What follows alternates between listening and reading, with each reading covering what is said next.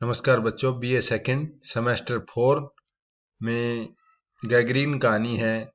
तो इसके लघु प्रश्न उत्तर करेंगे। तो गैगरीन कहानी के आधार पर अज्ञे जी की भाषा शैली पर प्रकाश डालिए। तो अज्ञे जी एक बहु पठित और एवं बहुश्रुत साहित्यकार थे। उन्होंने विभिन्न भाषाओं का गंभीर अध्ययन किया है। संस्कृत, हिंदी, उर्दू, अंग्रेजी आदि सभी भाषाओं का उनके असाधारण अधिकार था। यही कारण है कि उन्होंने अपनी कहानियों में संस्कृतनिष्ठ साहित्यिक खड़ी बोली का सफल प्रयोग किया है। लेकिन उनको अंग्रेजी, उर्दू के शब्दों से कोई प्रेज नहीं था। भाषा के बारे में उनका दृष्टिकोण अत्यधिक उदार नजर आता है। उन्होंने यथास्थान पर उर्दू और अंग्रेजी शब्दों का सफल प्रयोग किया है। उन पर किसी गैगरीन कहानी का उदाहरण दिया है उन्होंने, जैसे दोपहर में उस घर के सूने आंगन में पैर रखते ही मुझे ऐसा जान पड़ा कि मानो उस पर किसी सांप की छाया मंडरा रही हो और उसके वातावरण में कुछ ऐसा अकथ्य स्पर्श, किंतु फिर भी बोझिल सा प्रकंप घना सा फैल रहा था। तो उनकी भाषा साधारण सी है। इसमें तत्सम तद्भव शब्दों का साथ साथ में उर्दू अंग्रेजी के शब्दों का भी प्रयोग किया गया है। अज्ञे ने अपनी कहानियों की भाषा में लोक प्रचलित मुहावरे, लोकोक्तियों का सफल प्रयोग किया है। उनका विचार है कि मुहावरों के प्रयोग से भाषा में अर्थ शक्ति बढ़ जाती है, लाक्षणिकता शब्द शक्ति बढ़ती है। तो अज्ञे जी का बिंब और प्रतीक विधान भी सर्वथा नवीन है। जहां कहीं वे लाक्षणिक और प्रतीकात्मक शैली का प्रयोग करते हैं तो उनकी भाषा चमक उठती है। अज्ञे ने अपनी कहानियों में प्राय वर्णात्मक, मनोविश्लेषणात्मक, व्यंग्यात्मक, संवाद और आत्म कथात्मक शैलियों का प्रयोग किया। तो ये गैगरीन कहानी आत्म कथात्मक शैली का प्रयोग किया गया है। तो अज्ञे की भाषा के पूर्ण मर्मज्ञ थे और उनका शब्द चयन, वाक्य गठन, वाक्य विन्यास अद्वितीय बन पड़ा है। यही नहीं, उनमें संवाद योजना भी सुंदर और सार्थक है। तो गैगरीन कहानी में संवादों के कारण इनकी कहानियों में नाटकीयता उत्पन्न हो गई है और इनकी कहानी की भाषा में जहां एक और तो पात्रानुकूल है, प्रसंगानुकूल है, वहीं दूसरी ओर पात्रों के भावों के अभिव्यक्त करने में भी समर्थ है। उनकी कहानियों की भाषा अर्थवता की खोज करती हुई दिखाई देती है। जैसे मेरी प्रिय कहानियों की भूमिका में लिखते हैं कि मेरे लिए रचना क्रम हमेशा अर्थवता की खोज में पूर्ण रहा है। यही खोज मुझे कहानी से दूर ले गई है, क्योंकि कहानी में मैंने उसके लिए नाकाफी पाया है। अगला प्रश्न है, अज्ञे की कहानियों का के कथोपकथन पर प्रकाश डालिए, यानी कि संवाद योजना पर बात डालिए। कथोपकथन का है संवाद योजना।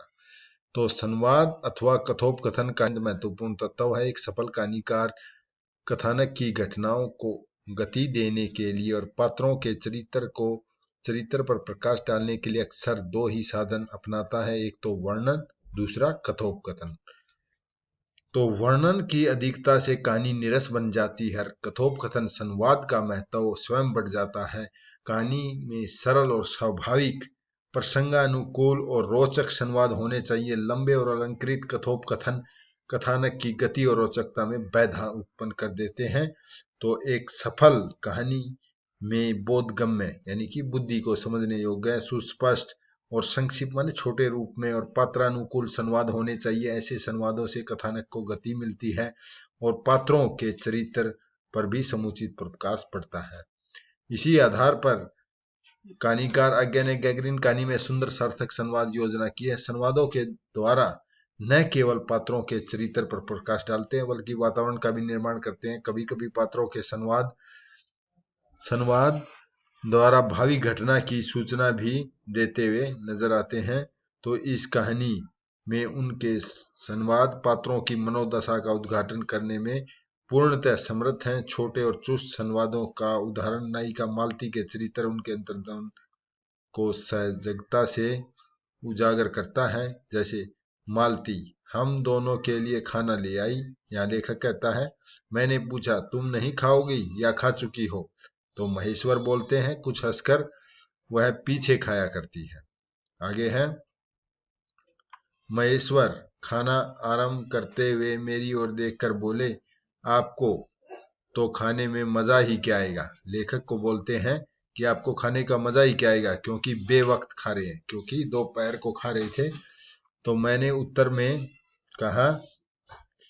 कहा कि वाह, देर से खाने पर तो और भी अच्छा लगता है, भूख बड़ी हुई होती है। शायद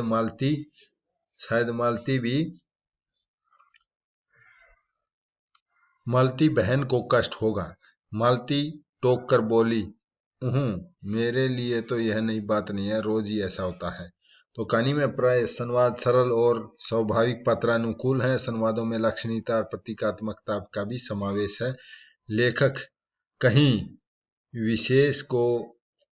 लेखक को विशेष बात कहनी थी, उन्होंने व्यंग्य का आश्रय लिया है। तो इस प्रकार उद्देश्यपूर्ण का संवाद है। अगला मुख्य प्रश्न आता है कि मालती का चित्रण की विशेषताएं क्या है? मालती का चारित्रिक विशेषताएं बताइए। तो मालती का पहली गैगरीन कहानी की मुख्य पात्र है। समस्त कहानी उसके दिनचर्या को दर्शाने हेतु लिखी है। डॉक्टर महेश्वर उसका पति है, महेश्वर की पत्नी है, लेखक के दूर के रिश्ते की बहन है। इसके आधार पर निम्नलिखित विशेषताएं हैं। पहला है निराशा से युक्त।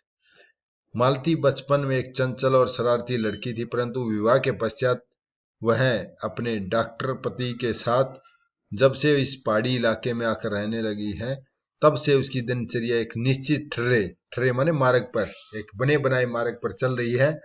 और इस निश्चित ठर्रे ने न केवल उसमें यांत्रिकता माने मशीन की भांति काम करना उत्पन्न कर दी है, यांत्रिकता उत्पन्न कर दी है, अपितु उसे निराशा से भी भर दिया है। अपनी निराशा के कारण वह खुलकर नहीं बोलती है और किसी भी बात का प्राय औपचारिक और संक्षिप्त ही उत्तर देती है। अगला है मुख्य विशेषता उसकी, पति से असंतुष्ट। मालती के पति डॉक्टर हैं, वे अधिकांश समय मरीजों की देखभाल में व्यतीत करते हैं और उनके पास अपनी पत्नी के लिए मुश्किल से समय निकल पाता। यही कारण है कि वह पति से असंतुष्ट है और उनकी बातों में प्राय व्यंग्यपूर्ण तरीके से जवाब देती है। जैसे उनको व्यंग्य में कहा था, इन्हें अच्छा खासा अभ्यास है, इनको टांग काटने का अच्छा खासा अभ्यास हो चुका है। अगला है ममताओं की औपचारिकता। मालती एक बच्चे की माँ है, टीटी उसका बेटा है, परंतु उसका अपने बच्चे के प्रति ममताओं अन्य माताओं की तरह अपनताओं से भरपूर न होने के कारण एक यांत्रिक बन गया है। यही कारण है कि जब बच्चा गिर जाता है, उसे चोट लग जाती है, तब कहती है कि इसके तो चोट लगती रहती है, रोज ही गिर पड़ता है। तो इस प्रकार उसको अपने बच्चे के प्रति ममता भाव नहीं है। अगला है पढ़ने के प्रति अरुचि। मालती बचपन में पढ़ती लिखती नहीं थी, पढ़ने में उसकी रुचि बिल्कुल नहीं थी। एक बार उसके पिता ने एक पुस्तक ला कर दी, रोज उसके 20 पेज पढ़ने की हिदायत दी थी, परंतु उसने उस पुस्तक को फाड़ डाली और इस कारण उसकी बहुत पिटाई हुई। यही पढ़ने में अरुचि रखने के कारण लड़की विवाह के बाद पहाड़ी इलाके में रहते हुए अखबार के एक टुकड़े को पढ़ने के लिए भी तरसती है वह। अगला है महेश्वर का चारित्रिक विशेषताएं बताइए। तो महेश्वर गैगरीन कहानी का दूसरा पात्र है, जो पेशे से डॉक्टर है, नायिका मालती का पति है। निम्नलिखित विशेषता है। नंबर 1, सेवा भाव। महेश्वर एक सेवाभावी डॉक्टर है। वह एक पहाड़ी इलाके में आकर के गैगरीन नामक घातक बीमारी के इलाज से जी जान से लगा हुआ है। उसकी दिनचर्या पर प्रकाश डालते हुए लेखक कहता है कि प्रातःकाल 7 बजे डिस्पेंसरी चले जाते हैं, 1:30-2 बजे लौटते हैं। इसके बाद दोपहर भर छुट्टी रहती है। केवल शाम को 1-2 घंटा फिर चक्कर लगाने के लिए जाते हैं। डिस्पेंसरी के साथ छोटे से अस्पताल में पड़े रोगियों को देखने, अन्य जरूरी हिदायत देने के लिए तथा उनको वही दवाई निर्देश देने के लिए शाम को जाते हैं। तो उनका जीवन क्या है, बिल्कुल एक निर्दिष्ट ठर्रे पर चलता है। निर्दिष्ट माने बने बनाए, ठर्रे माने मार्ग पर चलता है। डेली वही रूटीन का काम है। अगला है पत्नी की प्रति उपेक्षा का भाव। महेश्वर का अधिकांश समय अपने मरीजों के साथ ही व्यतीत होता है। तो ऐसे में स्वाभाविक रूप से वह अपनी पत्नी को उतना समय नहीं दे पाते हैं जितना एक पति के रूप में देना चाहिए। यही कारण है कि उसकी पत्नी उसे असंतुष्ट है। अगला है अच्छे मेजबान। मेजबान, हालांकि महेश्वर अपनी पत्नी के लिए बहुत ही कम समय दे पाते हैं। जब भी वे घर अपनी पत्नी के दूर के रिश्तेदार भाई को आया देखते हैं लेखक को, तो समय निकाल कर उससे बातें भी करते हैं, खाने पीने की ओर भी ध्यान देते हैं। महेश्वर खाना आरंभ करते हुए मेरी ओर देखकर बोले, आपको खाने का मजा क्या आएगा, ऐसे बेवक्त खा रहे हैं। तो इसे अच्छे मेजबान का फर्ज निभाते हैं। और अगला है सरल स्वभाव।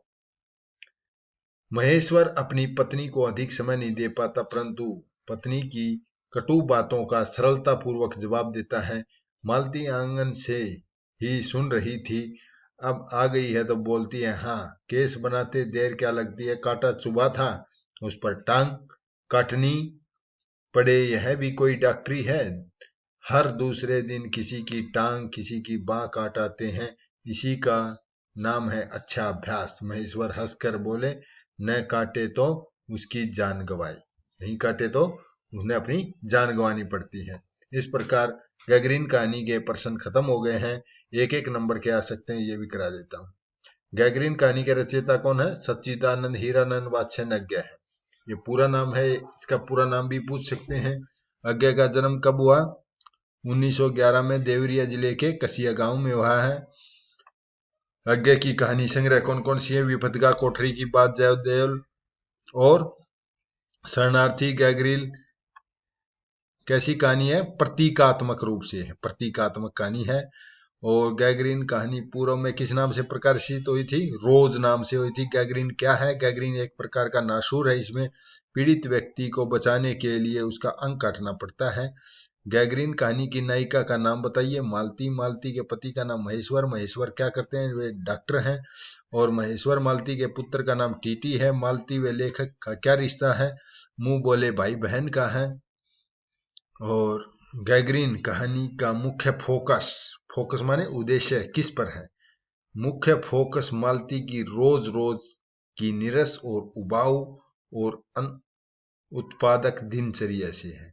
यानी कि निराशा और पीड़ा, उदास रहती है वह हमेशा, निराश उबाऊ जीवन से, यांत्रिक बन गई मशीन की तरह। लेखक कितने वर्ष बाद मालती से मिलने गया? 4 वर्ष बाद। मालती के विवाह को कितने वर्ष हो गए? 2 वर्ष। दोपहर का भोजन समाप्त करते कितने बज गए थे? 3। मालती का स्वभाव कैसा था? चुप चुप, उखड़ा उखड़ा। बचपन में मालती कुछ नहीं पढ़ती थी, परंतु अब क्या पढ़ने के को भी तरसती, अखबार के टुकड़े को भी। बच्चे के गिर जाने पर मालती ने निर्लिप्त भाव से क्या कहा, इसके चोटें लगती ही रहती हैं, रोज ही गिर पड़ता है। गैगरीन कहानी की भाषा का नाम बताइए? खड़ी बोली हिंदी है। गैगरीन कहानी की शैली में है आत्मकथात्मक, क्योंकि लेखक ने अपनी कथा लिखी है। और आज्ञा की मृत्यु कब हो जाती है? 1987 में। मैं आशा करता हूँ आपको गैगरीन कहानी समझ में आई होगी। नहीं आई तो कोई पूछ सकता है, ग्रुप में मैसेज डाल सकता है। ओके, धन्यवाद। लाइक करें, शेयर करें, कमेंट करें। धन्यवाद।